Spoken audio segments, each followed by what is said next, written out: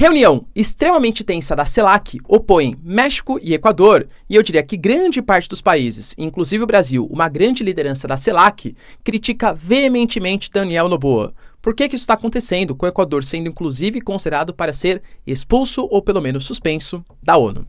Falar um pouquinho também sobre a reunião, mais uma, do Gabinete de Guerra de Israel, inclusive do início da resposta contra o Irã.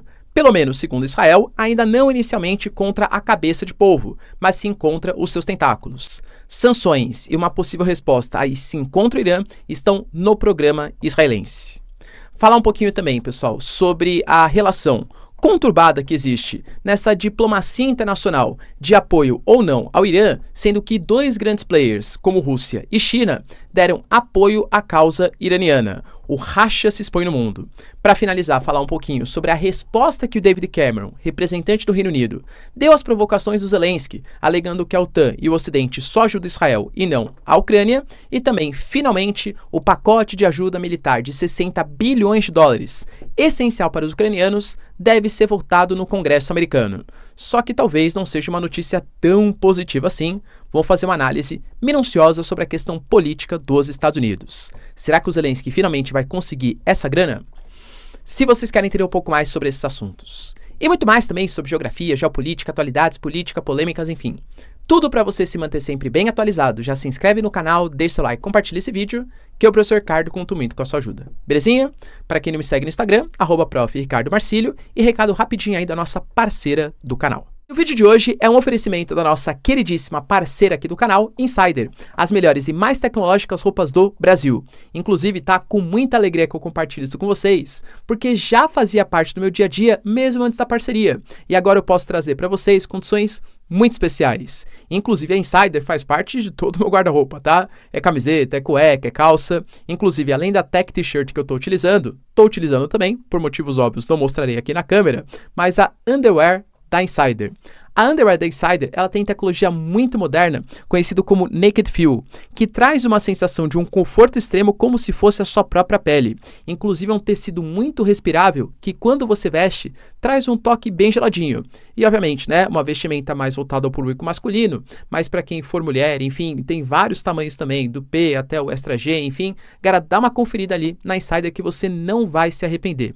Muita tecnologia por um preço altamente competitivo, ainda mais nesse momento que é aniversário da Insider. Pois é, então do dia 15 de abril até o dia 28 de abril, você vai ter, além do meu cupom Prof. Ricardo, 12% de desconto, descontos cumulativos que podem chegar até 27%. Então não perde a oportunidade até o dia 28 de abril, confere lá e você vai renovar o seu guarda-roupa ou dar o presente para aquela pessoa querida. Tecnologia, disponibilidade de peças, cores diferentes e qualidade do produto é o que não falta. Bom, galera, como eu citei para vocês na nossa introdução, hoje foi dia de cúpula da CELAC. E na CELAC, o Brasil ele tem um papel de grande importância, visto a sua notoriedade como país latino-americano. E os países latino-americanos, eu diria que estão com um problema bastante grave diplomaticamente, que envolve a prisão do ex-vice-presidente do Equador, Jorge Glass, que até então, cara, presidentes, vice-presidentes envolvidos em casos de corrupção não é uma novidade no mundo, muito menos na América Latina, né?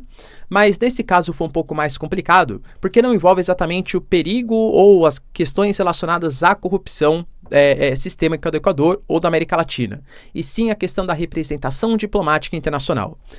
O Jorge Glass, ele é um cara que por parte da população, inclusive pelo Daniel Noboa, ele é considerado um corrupto e pela justiça do Equador também. Só que outra parte geralmente vê ele como um cara que está sendo perseguido politicamente. Confesso, pessoal, que foge da minha alçada, não entendo da justiça equatoriana. Caso tenha algum equatoriano, pode até deixar aí nos comentários, tá? Mas mais importante, pelo menos para a questão geopolítica, para saber se ele é corrupto ou não, estão os acontecimentos relacionados a essa eventual prisão.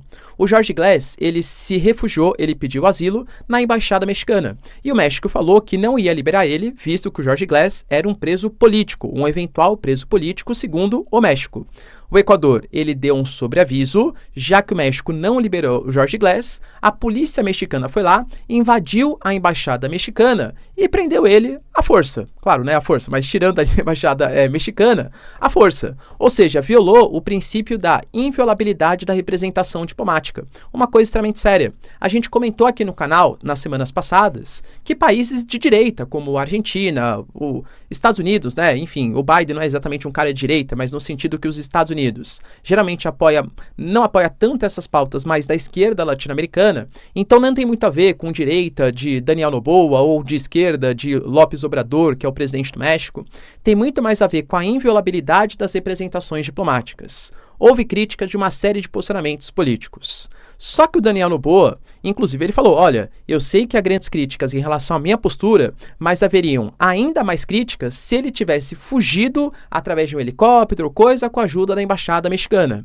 Se eu fui agir de maneira forte nesse momento, é para não ser considerado um fraco no futuro. Só que, de novo, né? O professor tá certo porque ele é um cara envolvido em escândalos de corrupção e tal. Quero de novo, né? Então não sei, não entendo tanto da justiça equatoriana.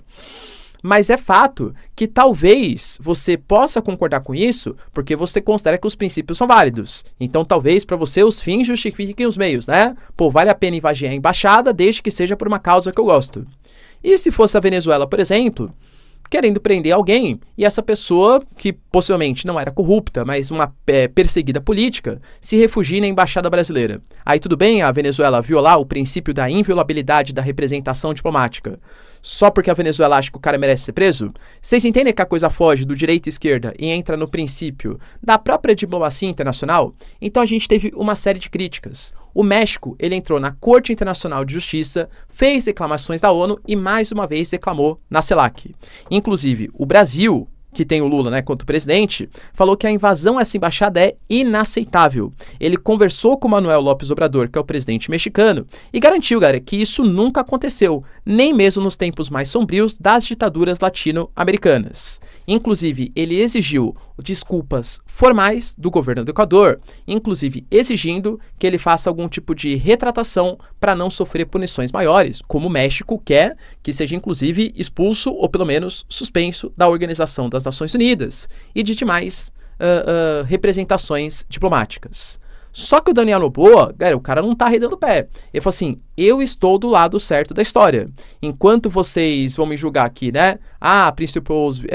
Violou os princípios e tal, eu sou o cara que prendeu alguém que era corrupto. Enfim, isso fez com que países como Colômbia, como Venezuela, que claro, são países mais à esquerda, rompessem parte das relações diplomáticas. A Venezuela, inclusive, fechou a sua embaixada e fechou o consulado.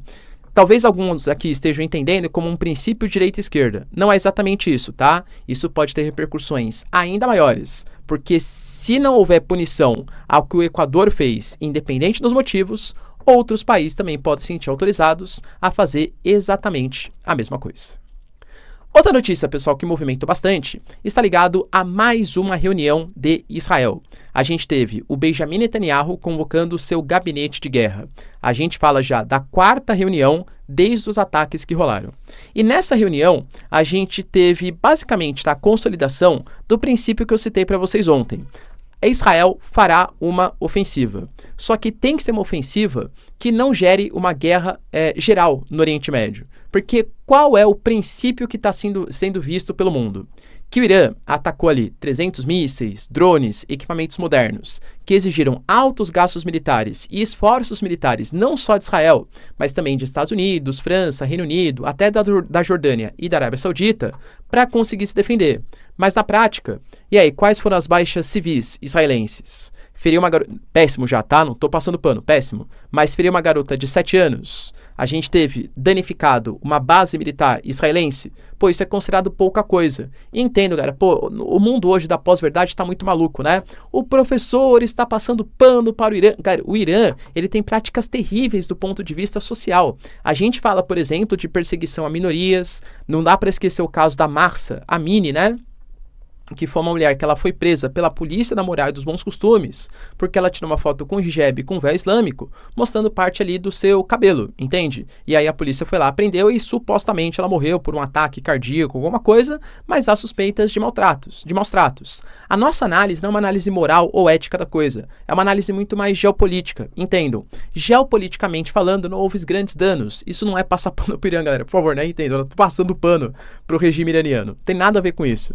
Mas não houve grandes danos. Então Israel não conseguiu toda aquela comoção da comunidade internacional para fazer uma retaliação mais forte. Então há hoje esse dilema: como responder, mas sem perder apoio do Ocidente, conseguindo fazer uma coalizão ocidental, que é inclusive o que Israel mais deseja, mas também não deixar o Irã sair por cima da coisa. A gente teve, por exemplo, o que já está sendo considerado pela mídia israelense como o início da resposta de Israel. Ontem, Israel atacou 2 bases do Hezbollah. O Hezbollah não é iraniano, mas o Hezbollah é um grupo do sul do Líbano, que inclusive foi criado pós-revolução iraniana e é praticamente um grupo que representa os interesses do Irã ali no Líbano. Inclusive a própria vertente religiosa, os dois são xiitas, né? Mas há muito mais similaridades além do que a questão religiosa. Os dois fazem parte do chamado Eixo da Resistência, autodenominado Eixo da Resistência. Isso pode ser considerado o início dos ataques. Inclusive, enquanto eu gravava, saiu a notícia que Israel matou um dos principais comandantes do Hezbollah, alegando que ele tinha planos para também atacar Israel.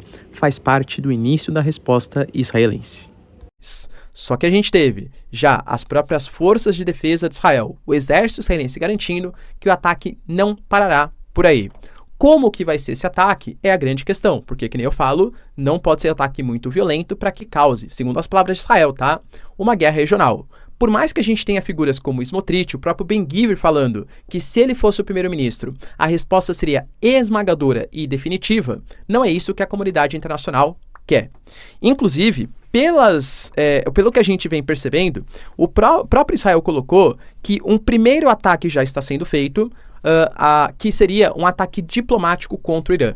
Israel mandou uma carta para 32 nações, sem explicitar exatamente quais nações são essas, exigindo que sanções sejam aplicadas contra o país. Enquanto isso, Benjamin Netanyahu pediu uma lista para o exército israelense de possíveis áreas de retaliação contra o Irã que não causariam todo esse abalo geopolítico. Mas percebam como talvez a principal resposta não seja uma resposta militar, mas muito mais uma resposta diplomática, como o próprio G7 colocou. Uma pequena resposta militar vai ter que ter, né? E aí o Irã, não sei se vai responder ou não, vamos ficar nessa tendência aí de ver o que vai acontecer. Mas o Macron, por exemplo, o Macron se mostrou agora, depois do ataque iraniano, com os 300 drones, mísseis e por aí vai, muito mais disposto a fazer sanções nucleares ou bloqueios nucleares contra o programa nuclear iraniano. Porque muita gente fala: professor, sabe o que Israel pode fazer? Pode atacar, por exemplo, o programa nuclear, assim como foi feito no Iraque, assim como foi feito na Síria. Cuidado, ali a gente fala de programas que estavam em construção. Atacar hoje o regime nuclear iraniano, que já está muito mais bem desenvolvido, poderia gerar repercussões muito negativas, inclusive com vazamentos de radiação, né, acidentes aí, entre aspas, nucleares. Acho eu que não é isso que Israel quer, pelo menos não nesse momento. Então, é uma situação extremamente complexa do ponto de vista diplomático. Só que enquanto Israel vai tentando medir qual seria a melhor prática para fazer essa resposta, a gente tem o Irã também se movimentando no xadrez geopolítico. O ministro das Relações Exteriores do Irã telefonou para também o chanceler do Catar. O Catar, lembrando, que é um país extremamente importante também, porque consegue negociar com os dois lados, ao mesmo tempo que o Catar tem base militar americana, base aérea, tem também membros do Hamas que estão ali posicionados, então é importante nas mediações entre Israel, faixa de Gaza, tal, enfim, telefonando e inclusive garantindo o Raisi, presidente do país, que o ataque ele foi extremamente legítimo e que inclusive, para conversar com os pares, falando com o emir do Catar, para conversar com seus pares, que qualquer ação do Irã, contra o Irã, aliás, vai receber uma resposta extremamente severa, dando a entender: Israel, não responda porque a gente vai atacar vocês com muito mais força. Enquanto isso, depois que a Rússia fez questão, de defender firmemente a posição iraniana no Conselho de Segurança da ONU, colocando que é uma baita hipocrisia dos países ocidentais criticarem a ação iraniana, segundo a Rússia, depois que a gente teve Israel atacando a embaixada iraniana na Síria. Fala assim, olha, quando vem membros, corpos diplomáticos ocidentais, se o Irã, a Síria, a Rússia, a China atacassem a embaixada desses países, eles não se sentiriam satisfeitos. Porque o Irã pode ter a sua embaixada violada, o espaço aéreo da Síria invadido e não ter nenhum tipo de retaliação. Então a Rússia fez uma defesa muito enfática dos iranianos. E a China agora também. A China fez questão de reforçar os laços diplomáticos, falando que a parceria ela está cada vez mais próxima, e inclusive colocando elogios ao Irã, falando que o ataque que o Irã fez poupou o Oriente Médio de uma guerra mais generalizada, visto que, de novo, não houve baixas civis, e conseguiu assegurar a autonomia do Irã, a soberania iraniana dentro do Oriente Médio. Ou seja, percebam esses dois grupos se formando. De um lado, Irã, Síria, eixo da resistência, e apoiados ali por Rússia, por China. Do outro lado, Israel, apoiado por União Europeia e Estados Unidos. Mas os dois lados não querendo guerras maiores para não causar um tumulto generalizado no Oriente Médio. Além disso, galera, a gente teve também, não dá para esquecer, tá? Que o Zelensky, ele teceu algumas críticas em relação à postura dos países ocidentais. Lembrando que nesse momento há um grave risco, segundo a própria Agência Internacional de Energia Atômica, de um acidente entre aspas, em Zaporísia. Zaporísia é um território em que você tem a usina de Zaporísia, que é a maior usina nuclear do continente europeu. Inclusive, estima-se que um acidente em Zaporísia poderia ser 10 vezes pior do que o acidente em Chernobyl, que também aconteceu na Ucrânia, e que a radiação podia não só ficar na Ucrânia, mas inclusive pegar até na Europa Ocidental, ou pelo menos na conexão ali entre Polônia e Alemanha, tá? Por quê? Porque os ataques com drones, eles vêm acontecendo de maneira mais enfática nos últimos dias. A Rússia acusa a Ucrânia acusa a Rússia, mas fato é que há um risco nuclear envolvido.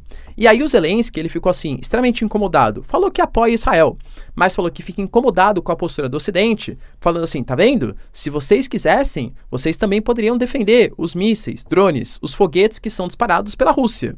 Assim como vocês defenderam, vocês Estados Unidos, Reino Unido, França, defenderam os que foram lançados pelo Irã contra Israel. Por que você não fazem? Apoiem, deixem de papo e apoiem a Ucrânia. Cobrou num tom firme, tá? O Zelensky. E aí o David Cameron, que é um representante das relações exteriores do próprio Reino Unido, falou, olha, tem que deixar bem claro, tá? Segundo o David Cameron, nós ajudaremos a Ucrânia como ajudamos... Aliás, nós não ajudaremos a Ucrânia como ajudamos Israel, muito pelo risco de uma guerra generalizada. A OTAN deve evitar maiores problemas com a Rússia. Dando a entender que ajuda. Inclusive, lembrando, tá, que o Reino Unido não é qualquer país. O Reino Unido dos países ocidentais é aquele que, tanto do ponto de vista diplomático, né, de falas, polêmicas, enfim, quanto em recursos financeiros, é um dos que mais apoia a Ucrânia. Pô, cara, o Boris Johnson, por exemplo, a Liz Truss, o Rishi Sunak, são primeiros ministros que compraram firmemente a narrativa aí do Zelensky, inclusive fazendo visitas oficiais à Ucrânia, principalmente, claro, o Boris Johnson, tá? Ou seja, tá bem claro, a gente não vai apoiar Israel, a Ucrânia, como apoiamos Israel. E tem uma questão bem polêmica envolvida, porque a gente percebe que nesses últimos dias, semanas, e até nesse último mês, tá? Na verdade, desde dezembro de 2023, os Estados Unidos não aprovam um novo pacote de ajuda militar à Ucrânia. Independente se a gente tem ajuda da Europa, etc., os Estados Unidos são os principais financiadores. Só que por questões de brigas políticas internas dos republicanos e democratas. Os republicanos alegam, principalmente, tá, que ajudar a Ucrânia nesse momento, um país envolto em casos de corrupção, que não conseguiu ter uma contraofensiva muito positiva, gastou muito dinheiro para poucos resultados, um país que passa por uma crise institucional militar, com a troca de comandante-geral, os alunos saindo, etc., e que, inclusive, os Estados Unidos têm problemas fronteiriços e mandar ajuda econômica para a Ucrânia enquanto sofre com a fronteira entre México e Estados Unidos é uma baita hipocrisia da esquerda, segundo os republicanos, tá? Dos Estados Unidos, houve essa disputa. E aí o pacote de ajuda, nem de Israel, nem de Taiwan, nem do Mar da China Meridional, nenhum pacote econômico tinha sido votado. Aparentemente o Mike Johnson, que é o atual presidente da Câmara dos Estados Unidos, ele mudou um pouco a sua fala. O Mike Johnson, lembrando, que é um grande partidário do Trump, ele também é republicano, né? E ele falou que ele percebe aliás, mudança bem forte de discurso, tá? Que hoje há um certo conluio entre os principais ditadores, segundo os Estados Unidos, tá? Do planeta, como Rússia, como Irã, como China, que precisam ser combatidos. Então ele falou que apesar de toda a resistência que existe, ele vai colocar esse pacote militar para votação. A Ucrânia tá desesperada, pelo amor de Deus, né? Finalmente faça isso. Só que talvez tenha alguma notícia não tão positiva. Ele vai separar em 4 pacotes diferentes. Um pacote que vai para a questão de Taiwan, outro pacote para Israel, um outro pacote para a questão da fronteira sul dos Estados Unidos e o último pacote aí sim para os ucranianos, no valor de quase 60 bilhões de dólares. Ou seja, penso eu que essa comoção foi gerada não por conta do Putin contra a Ucrânia, mas muito mais por conta do Irã contra Israel. Então a grande vontade do Congresso americano é aprovar o pacote israelense. Claro, professor, você tem certeza que não vai ser aprovado da Ucrânia? Não sei, tá, galera? De novo, a mudança de posicionamento político varia muito de acordo com o clima, a temperatura de quem a população vai votar, né? Convenhamos que temos eleições esse ano, e aí, se os republicanos perceberem que cola mais para a população agora apoiar os ucranianos, os republicanos mudam de ideia, assim como os democratas também, tá? Não pensem que há muita questão ideológica envolvida. Então, em ano eleitoral, talvez o clima para a votação de aprovação de um pacote para a Ucrânia façam os republicanos mudarem de ideia. Porém, temos uma outra questão também. O Trump, que é um dos grandes aliados do Mike Johnson, atual presidente da Câmara, já falou que a ajuda à Ucrânia não deveria ser a partir da cessão de dinheiro, e sim a partir de empréstimos. E aí a Ucrânia terminaria. Inclusive o Zelensky falou, tá, é o ideal? Não é ideal, mas é melhor a gente ter o dinheiro emprestado agora do que esperar um ano para ter o dinheiro, entre aspas, de graça vindo dos Estados Unidos. Então, aparentemente, o Zelensky aceita esse dinheiro mesmo na forma de empréstimos. A grande questão é que não tem bonzinho na geopolítica, nem Estados Unidos, nem China, nem Rússia. Muito possivelmente os americanos podem estar interessados nas empresas estatais ucranianas, no solo de Chernobyl extremamente fértil, no acesso a recursos minerais e a 10 a 15% dos grãos que são produzidos na Ucrânia, cara, não sejam, inocentes. Se os Estados Unidos vai financiar e emprestar 60 bilhões, ele vai exigir também algumas contrapartidas. É fato. Ou seja, a Ucrânia nem sabe se vai ter o dinheiro, e se tiver, pode vir na forma de empréstimos, que pode comprometer o futuro do país. E para finalizar, pessoal, eu falei para vocês, inclusive teci a comparação aqui, da nota que o Brasil soltou quando Israel atacou a embaixada iraniana, colocando que era um grave atentado atacar a embaixada de outro país, e aí quando o Irã mandou os 300 drones, o Brasil colocou que se mostrava preocupado com o envio de 300 drones, envio, não ataque, tá? O envio de 300 drones contra Israel. Inclusive colocando que, apesar de demonstrar preocupação, já sabia que isso ia acontecer por conta de todo o conflito envolvendo a questão da faixa de Gaza e por aí vai. Ou seja, o Brasil meio que ali nas entrelinhas, diplomacia conta muito a maneira como você comunica, né? Deu mais peso para o ataque de Israel do que para o ataque iraniano. O Mauro Vieira, que é o nosso chanceler, percebeu, ou pelo menos foi pressionado a perceber esse erro, e anunciou que o Brasil, no momento que produziu a nota, não tinha a real dimensão dos ataques, mas que agora condena tanto os ataques israelenses como os ataques iranianos. E aí, mudança de postura ou uma certa pressãozinha aí em cima da chancelaria brasileira? Deixa aí nos comentários, quero saber sua opinião. No mais, pessoal, se vocês curtiram o vídeo, tamo junto, beijos, abraços e tchau, tchau.